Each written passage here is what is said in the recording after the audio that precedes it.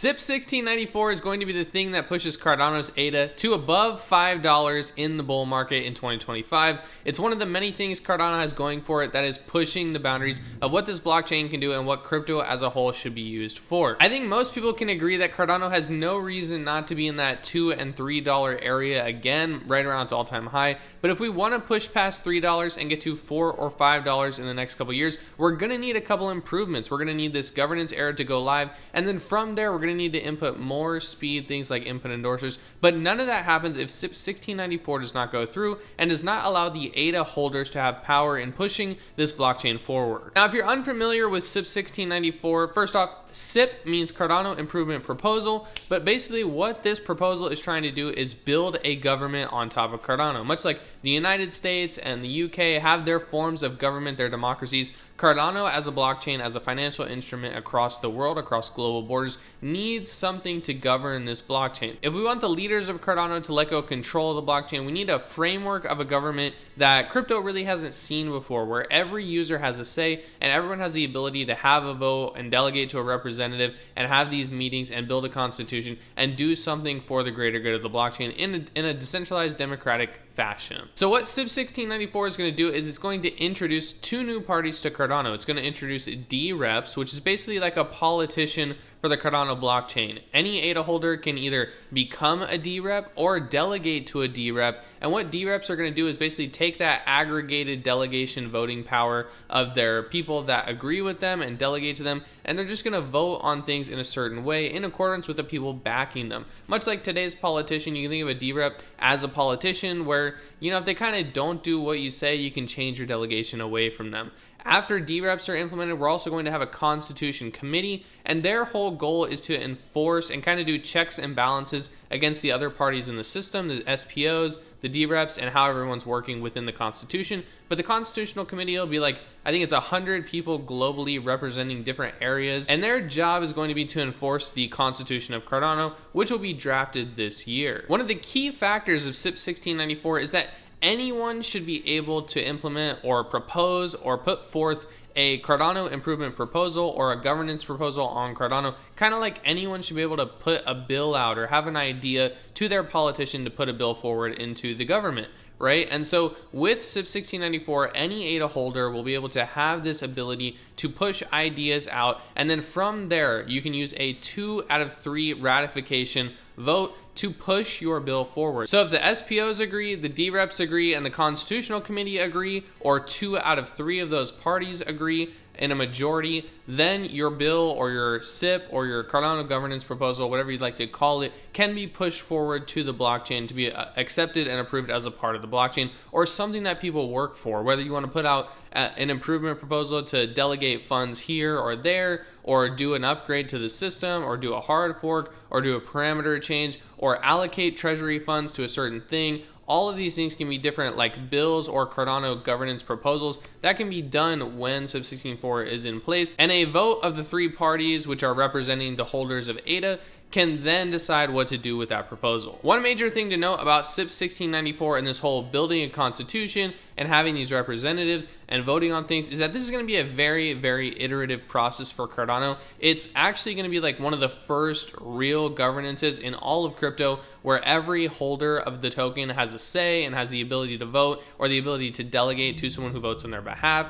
And it's going to be a very iterative thing. This is stressed a lot in the CIP 1694 documentation, is that we're not going to get everything right on this first go. The Constitution is going to be a draft mode that will need to be updated in subsequent years. The whole idea of having everyone vote and doing things is going to be an iterative process, and there's always going to be changes to be made. So don't expect things to be set in stone from day one, and in fact, you should expect a lot of changes and upgrades to happen. Much like the software development lifecycle, this government development lifecycle is going to be iterative and it's going to be complex. The way that Cardano currently handles the implementation of CIPs or parameter updates or hard fork changes is that there are 7 Cardano Genesis multisig keys, and they're split among Emergo, IOG, and the Cardano Foundation, the 3 founding entities of the Cardano blockchain. Now, any one of these things, a parameter change or a hard fork, anything needs to be ratified by 5 out of 7 of these keys. And once it happens, once 5 out of the 7 keys ratify an idea, a Cardano improvement proposal, or any type of change on the blockchain, it can then be pushed to the chain.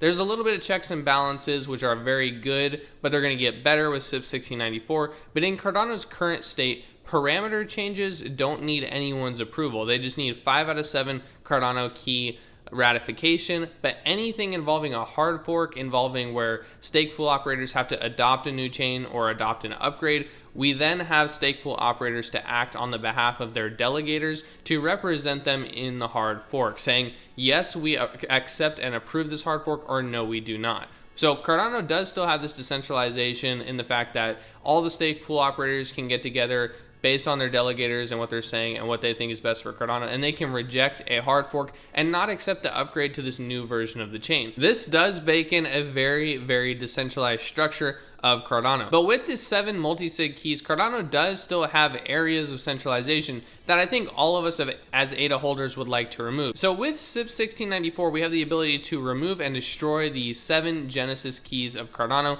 and replace them with a democratic government where ADA holders and representatives and a constitutional committee can vote on what is happening and what should be ratified and pushed to the chain, or allocated funds, yes or no, or all these different things, without having to have a 5 out of 7 Genesis key in the back door, being able to push parameter changes or other types of changes, even though we have the stake pool operators as a secondary barrier for hard forks. Many people who say that Cardano is actually centralized will say that this 5 out of 7 ratification with the multi-sig keys is a point of centralization, and sure, it is more centralized than a fully decentralized ecosystem, but having those stake pool operators in place and allowing ADA holders to delegate to stake pool operators who then can decide if they want to accept the new chain or not does provide a very high level of decentralization that is helping Cardano be decentralized and secure. When CIP 1694 goes live on Cardano, the future of Cardano is really going to change quite drastically. Not only will this be the first fully automated government on a blockchain where every holder has the chance to vote and say something on a very large scale. It'll be a pinnacle, much like Cardano changed the game for staking models. Cardano will then be changing the game for governance models. Cardano will then have the ability to go even more global than it is today. While it is a global financial application, when you have representatives popping up in their localized communities, the ability of Cardano to have global spotlight as a financial institution and like as a governmental institution really becomes much more interesting. As it does this, I think it will push more blockchains to try and go into this governance model and employ more people. Not only will we see different regions and different subgroups rise within Cardano as government entities, but we're really going to see the rise of the politician. I wouldn't be surprised to see people like me, content creators, or very popular people on Twitter or popular stake pool owners running as sort of these big politicians.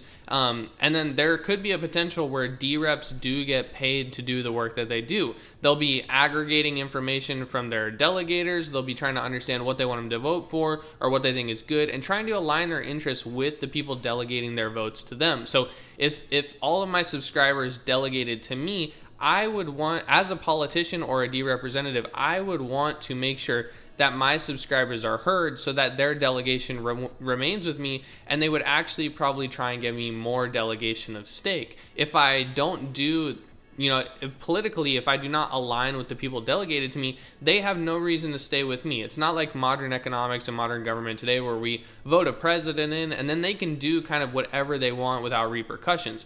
If you are delegating your stake to a D representative and they decide that they don't want to vote in line with what their delegations say, their delegators have the potential to just move their stake to someone else who's more aligned with them. There's no quote unquote loyalty to a D rep. You kind of pick people who you want to be with, and when they do or do not do actions that align with you, you have the ability to maintain stake with them and maintain voting power with them, or simply change to someone who aligns with you better. I do think that this will cause the rise of a new set of jobs, whereas like we have politicians in the fiat world today, we could definitely have politicians that push a bill to make money as being a D representative, where they can make money being a politician of Cardano. So that's something to watch out for. I would not be surprised to see that happen, but I do think that the future of Cardano is going to be very, very bright and very, very innovative with this new government being pushed forward. And I think it has the ability to bring a lot of spotlight to Cardano as a game changer and an innovator in the crypto space. Lastly, will CIP 1694 push Cardano to $5?